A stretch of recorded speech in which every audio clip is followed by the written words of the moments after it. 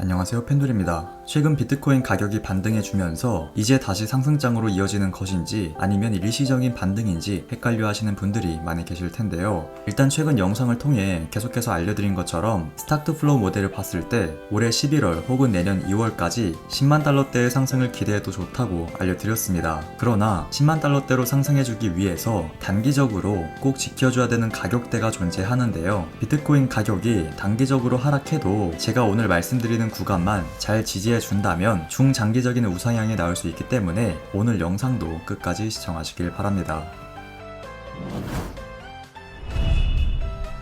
먼저 비트코인 일봉 차트부터 보도록 하겠습니다. 모두 알고 계시는 것처럼 일시적으로 4만 달러대까지 상승에 나와주었죠. 물론 아마존 관련 소식에 영향을 받은 것도 있겠지만 기술적 관점으로 봤을 때도 이전 조정 파동의 지지 가격대를 이탈하지 않았기 때문에 상승을 기대해봐도 좋다고 말씀드렸습니다. 그렇다면 지금의 이 상승세가 연말까지 이어질 수 있는 건지, 상승이 다시 시작될 경우 얼마까지 오를 수 있는지 궁금하실 텐데요. 이 내용에 대해선 최근에 올린 영상 중 한국인만 모르는 다시 상승할 시기라는 영상을 통해 자세히 알려드렸기 때문에 아직 안 보신 분들은 해당 영상 참고하시길 바라고요. 오늘은 지난번에 알려드린 내용을 다시 알려드리기보단 비트코인이 중장기적으로 상승해주기 위해서 단기적으로 지켜줘야 되는 가격대는 얼마인지, 세력이 물량을 매도할 때 차트는 어떤 모습을 보여주는지 알려드리도록 하겠습니다. 일단 최근에 급등해주면서 추가 상승에 대한 기대가 커진 상태이긴 하지만 이렇게 가파른 상승이 나오게 되면 단기적으로 조정을 받을 수밖에 없습니다. 여기서 조정을 받는다고 하면 가격이 하락해주는 가격 조정과 박스권 횡보가 나와주는 기간 조정이 있는데요.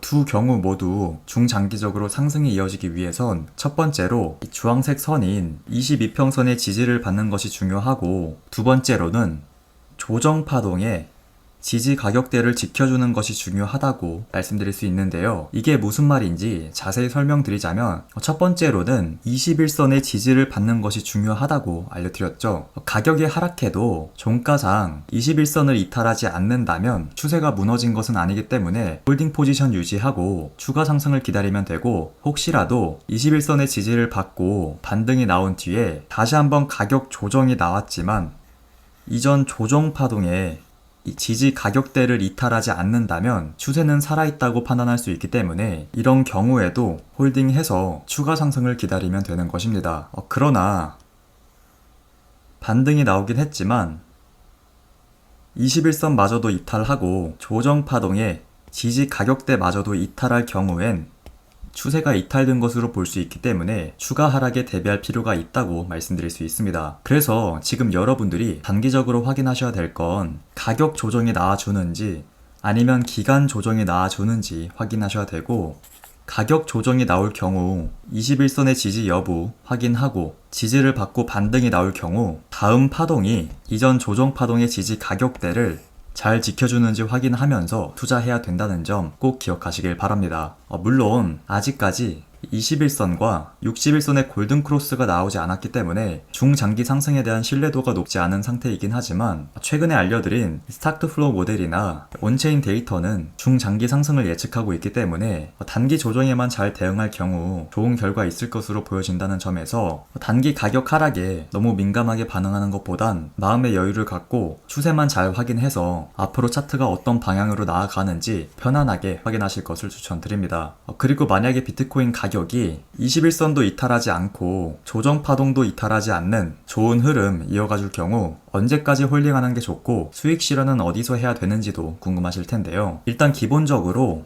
상승 3파동이 진행이 된다면 매도할 준비를 하는 것이 맞습니다. 3파동이 나온 이후 이렇게 쌍봉이 나오거나 예전보다 훨씬 긴 장대 양봉이 나올 경우 그때는 세력이 매도할 때 나오는 모습이기 때문에 이런 자리엔 여러분들도 같이 매도해서 수익 실현하는 것이 맞고요. 그리고 가끔씩 3파동이 모두 진행이 돼도 조금 더 올라가는 경우가 있는데요. 그때는 세력이 추가 상승을 시키겠다는 의미가 아니라 뒤늦게 탑승한 개미 투자자들의 수급이 붙으면서 마지막 상승이 나오는 것이기 때문에 3파동 이후에 더 오르는 구간부터는 관망을 하거나 단타로만 접근해야 된다는 점 기억하시길 바랍니다. 앞으로 비트코인 가격이 21선의 지지를 받거나 조정파동의 지지 가격대를 지켜주면서 꾸준한 상승이 나올지는 아직 불확실한 상황이지만 혹시라도 상승을 이어가 준다면 오늘 알려드린 투자 전략 참고하시면 되겠고요. 그리고 이번에 바로 상승이 나오지 않더라도 이런 투자 전략은 미리 알고 계시는 것이 좋기 때문에 꼭 기억하셔서 투자하실 때 참고하시길 바랍니다.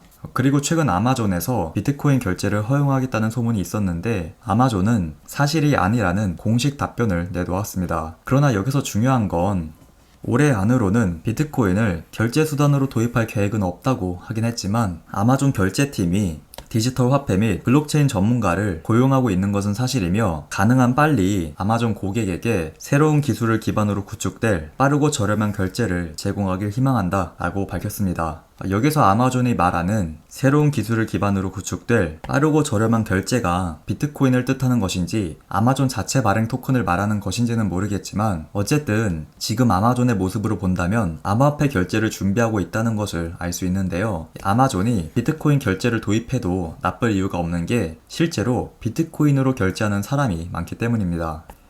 대표적으로 여러분들이 모두 다 알고 계시는 카드 회사죠. 비자에서 전 세계 7천만 개 매장에서 사용이 가능한 암호화폐와 연계되는 카드를 출시했었는데요. 해당 카드가 출시된 지 얼마 지나지 않았음에도 불구하고 올해 상반기에만 10억 달러, 약 1조 1,500억 원의 높은 거래액을 달성했다고 합니다. 그래서 비자를 통해 비트코인을 결제 수단으로 사용하는 고객이 많다는 것이 증명되었기 때문에 아마존에서 비트코인 결제 도입을 늦출 이유는 없다고 예측해 볼 수 있는 것이죠. 그리고 애플의 경우에도 애플페이에 암호화폐 결제를 추가하겠다는 발표를 했었는데요. 지금 이렇게 암호화폐가 주식시장에서는 투자 상품으로 주목받고 있고 결제 시장에서는 결제 수단으로 주목받는 아주 좋은 모습 보여주고 있기 때문에 앞으로도 비트코인의 투자 가치는 계속해서 높아질 것이다 라고 말씀드릴 수 있습니다. 많은 분들이 알고 계시는 것처럼 중산층의 붕괴는 이미 시작되었습니다. 미국 등 여러 국가의 정부는 경기 부양책을 통해 중산층의 붕괴를 막고 경제를 활성화시키려고 노력하고 있지만 현실적으로 봤을 때 빈부격차는 더욱 심각해질 것이라는 전망이 더 큰 상황입니다.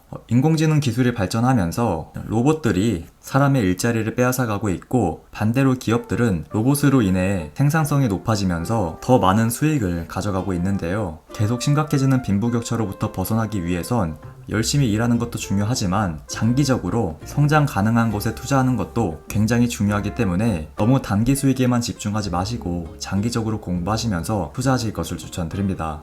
오늘 제가 준비한 소식은 여기까지고요. 오늘 영상이 도움이 되셨다면 좋아요, 구독 한 번씩 부탁드립니다. 지금까지 펜돌이었습니다. 감사합니다.